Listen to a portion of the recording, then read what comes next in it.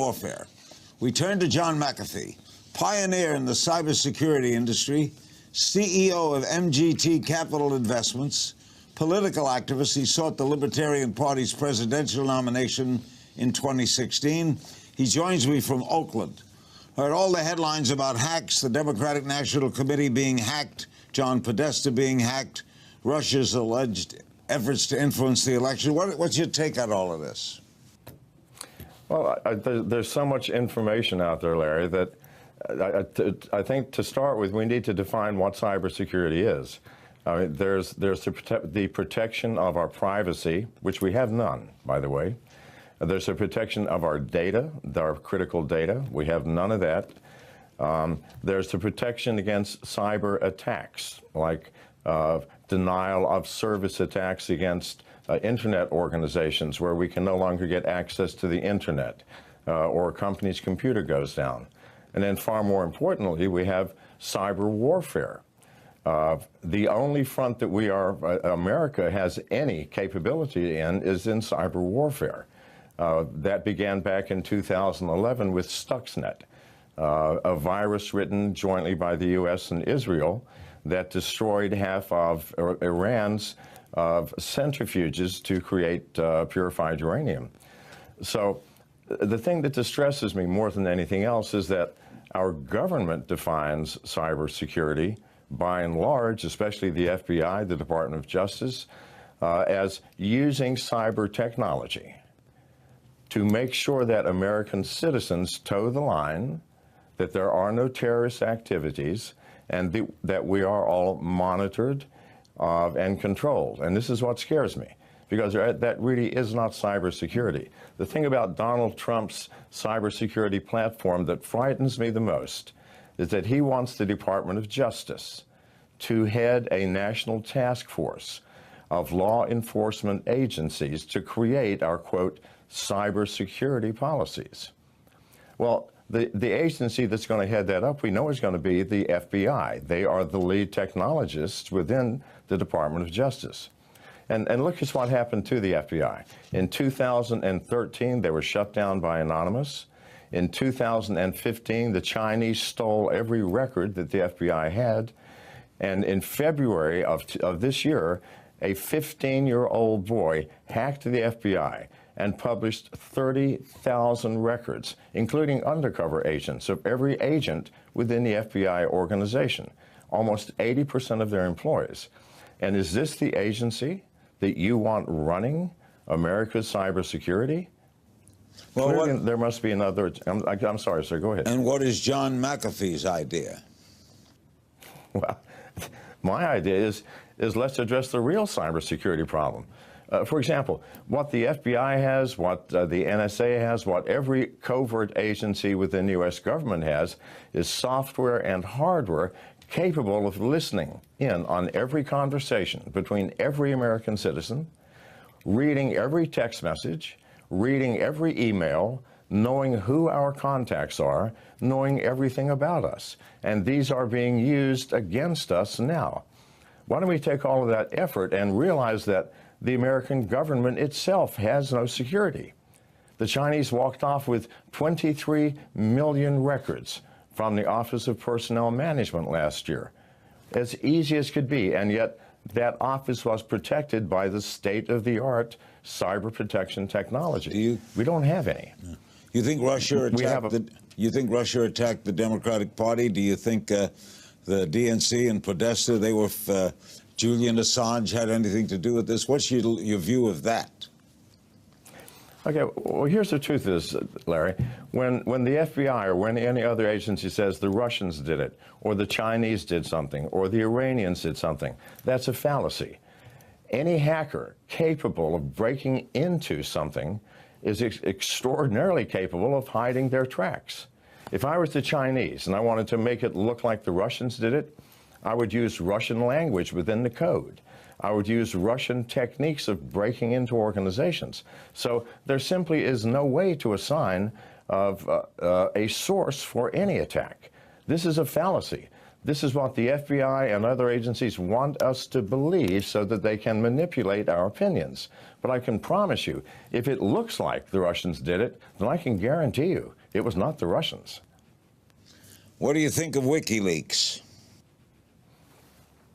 You know, I believe that we should know, as American citizens, the truth of what is happening within our government, Larry. You know, our government wants to say, well, we have secrets that we must protect. There are no secrets anymore.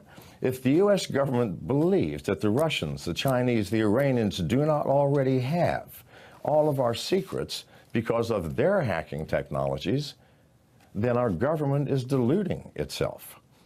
So WikiLeaks, you know, it's a tricky question, but I would rather know. I would rather know that my government is doing something illegal, like having the NSA spy on me and you and others, than not to know. Surely this is the only sane way to look at this. What's the purpose? The old comic strip Pogo used to say, we have found the enemy and it is us. Why would the government want to hack John McAfee's computer? Why? For what possible reason? John McAfee. Why? Well, if it's me, then it's for any number of reasons. I'm the most outspoken critic of the FBI. So what? Of the NSA. It's in America, you can criticize them. They hack you to find out what? To find out who I'm talking to, who my friends are. Am I involved in some subversive organization? Am I doing something anti-American or undemocratic? Am I doing something that might in some way harm the administration or divulge a secret which I may possess? But I have the right to privacy. It's in the Constitution. And yet I have no privacy, and neither do you, Larry. If you think that just because you are not a political activist or you're not speaking out against a government agency, that they may not be looking into your life, I know that they are. Why? You are an important person. You influence millions of Americans. So of course they want to know what you're thinking, what you're doing, who your friends are, and what you're saying. And I'm not being paranoid. This is just the facts of life as they exist today, Larry. We'll be right back with more politicking.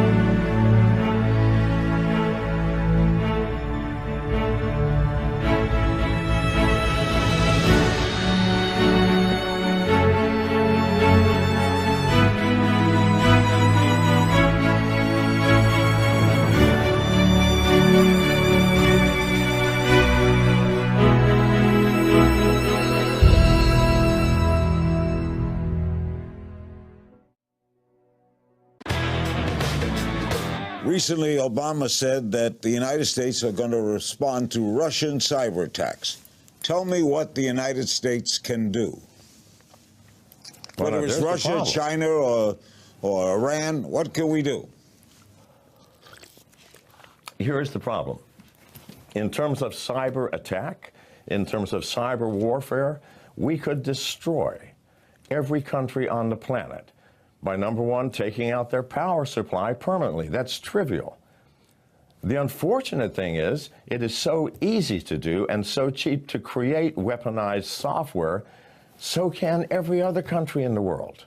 There's not a single country that could not bring us down if they so choose. Why hasn't it happened? We're in the same sort of détente that we were in the 50s and 60s, where nobody can push a button because they fear the response that might occur. We have weapons of software, weaponized software coming out the kazoo, but we have no protection. We have no security. There is no way to stop attacks from others. If we had any, then we would not have had the attacks against the Office of Personnel Management. The FBI could not have been hacked by a 15-year-old boy. We all need to get real here. How? Our country, like, I'm sorry. No, go ahead. Finish what you were going to say. Well, it's simply that it is so easy to create the weapons, weaponized software to destroy, harm, and create chaos within other countries that we have totally forgotten the protection of ourselves. And had not the FBI and the NSA applied all of their talents into watching me and you and all of your viewers, we would actually have some cyber protection. But all of that effort has been placed on a country that is afraid of its own citizens. Who approves afraid that? Of people. Who signs I'm off sorry? on that? Who signs off on their spying on us rather than on the other guy, the bad guy? Well, Who edicts that? Well, allegedly, it would come through the executive branch. But apparently the NSA on its own took on the task of spying on Americans rather than its assigned task of spying on foreign countries without any oversight. I mean, we are out of control here in cybersecurity. We need people who truly understand the full breadth of this. It is a complex problem involving not just our privacy and our security as individuals or as companies, but as a nation. The very existence of our culture, of America, depends on a change. And it can't happen without new people, without new blood, without new talent. Nixon did this without the internet. He invaded psychiatrist's office. He tried Watergate, right? Now, Right. imagine, let's say, an evil president. Now, you don't think Obama cares about going into your cyberspace, do you? Do you care? Do you think he does? I don't think so. No, obviously he doesn't, else it would not be happening. So you think he does know about it or doesn't know about it? Well, whether he does or doesn't, he doesn't seem to care. Clearly someone doesn't care. I am smart enough. I've been in this business my whole life, Larry, and I'm smart enough to know when I buy a new telephone, within 3 days, some agency of the government has invaded my privacy by placing spyware on my phone, listening to me, watching me, reading my emails and text messages. I've long since given up on trying to prevent that. Instead, I use older technology for communications that matter to me, flip phones that can't be hacked. That's what I have. But this, well, good man, and stay with it, because I know when it's happening to me. Good heavens, I'm 71 and I've been in this business for 50 years, so I know that it's happening, and not just to me. And can the same brilliance of technology counteract it? Yes, absolutely. But we have to have someone at the top or someone in authority that will say, look, the FBI, your job is not to spy on American citizens randomly, at will, by getting sign-offs by some judge that you wake up at 2 o'clock in the morning who doesn't seem to care, to give you a warrant that will allow you using a device called a Stingray, created by Harris Corporation, that will read and listen to everybody's conversation within a half-mile radius, even though you have a warrant for just one person. Please, this is actually happening. It has to stop. And we have to apply ourselves to the task of securing our country, our corporations, and ourselves from attack from any number of quarters. And we don't need one more attacker, that attacker being our own government. It's bad enough as it is. You were the developer of the first commercial antivirus program. Has this made you a target of hackers? Well, of course, yeah. It's a badge of honor, I think, for a hacker to hack me. And it happens frequently. What happens is when people plant software on my phone, I immediately identify it.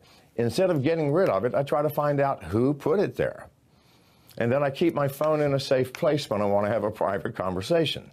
I don't have a private conversation with my telephone in my pocket unless my thumb is over the microphone.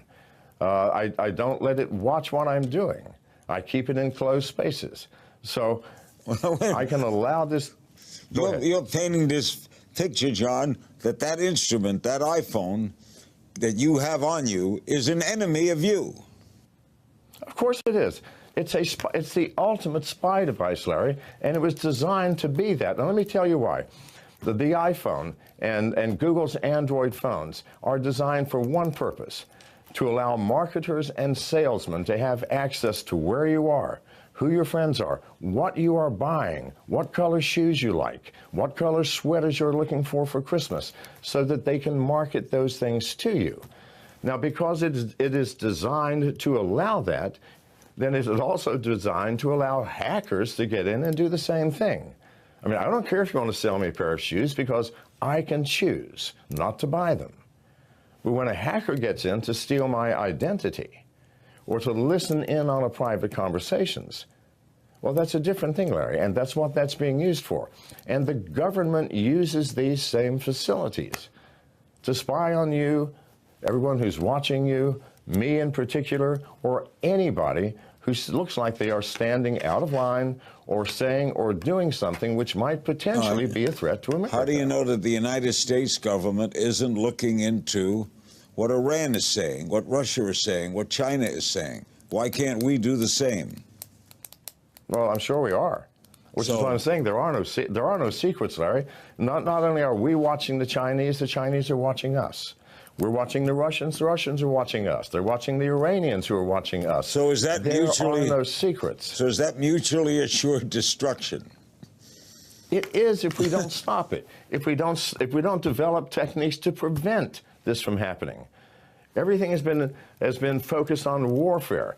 I have software that can attack you, or violate you, or find your information. But nothing has been placed on preventing that from happening from the other side. It's like we have nuclear bombs, but no bomb shelters. This is where we are today. So where does it all end? What's your biggest fear? My biggest fear is that Donald Trump will not see the reality of our cyber situation and will allow the current madness to continue, only in worse form.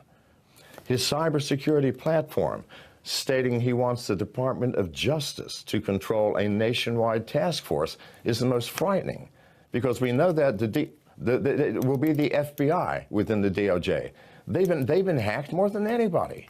If the head of the FBI were with us right now, what would he answer to what you've just said? Well, you know, okay, so I debated on CNN the FBI mouthpiece for 15 minutes, a very slick gentleman who started off saying it's all about security versus privacy. You must give up some privacy to get security. This is when they wanted to open the iPhone. And I was saying, no, nonsense, you know how to do it. And ultimately they did it on their own, only after so many people spoke out against them. My greatest fear is that Mr. Trump is going to overlook that subtle difference between cybersecurity and the use of cyber technology to assure our national security by spying on us. The trouble could That's be my biggest fear, Larry. Trouble could be the public, John. Hitler, in 1937, suspended warrants. He did away with warrants. And he explained to the German public, we have enemies within.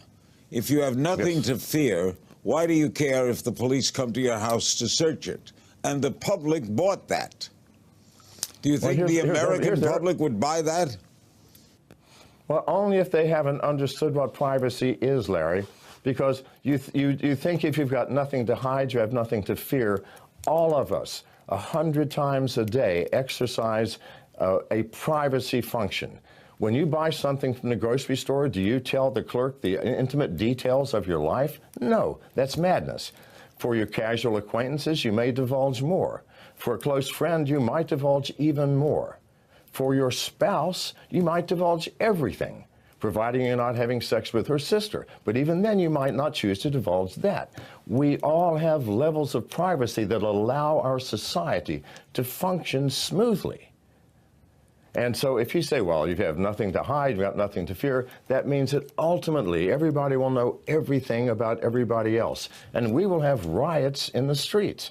Privacy is the glue that allows the negative aspects of humanity to meld with our positive aspects and have a smoothly functioning society. We are all, Larry, greedy as well as loving. We feel hate as well as generosity. We have grace, but we also have fear and jealousy. These are the things that we must keep private from some people. Otherwise, your neighbor, if you're a Christian and you don't know your neighbor's a Muslim or vice versa, and all of this comes out, suddenly the person that you liked, you no longer like. Suddenly there's animosity, secrecy. We all have secrets. We all must keep them. John, you're a great guest. Thanks so much for joining us. You're welcome. Always good seeing you. John McAfee. Whoa. Thank you for joining